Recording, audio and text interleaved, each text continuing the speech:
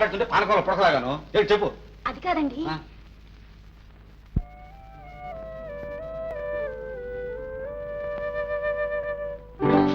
అరే కాస్త చూసి రాకూడదు. క్షమించండి. మీరెవరు? నేను ముఖ్యమైన పని మీద వచ్చానండి. అలాగా, కూర్చోండి.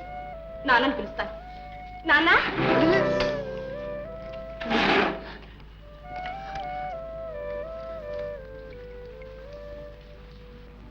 ఏం బుర్రండి నాకు తట్టలేదు. మా ఆవిడ ఏమంటుందంటే, ఏమంటున్నారండి? ఆమె బొందులో ప్రాణం ఉండగా ఈ పెళ్లి జరగడానికి వీలు లేదు అని. ఆడవాళ్ళు కదండి, వాళ్ళకి ఏవేవో ఉంటాయి. మేము పేదవాళ్ళమని. నిజమే, పేదవాళ్ళవి. అయినా నేను బిఏ వరకు చదివాను.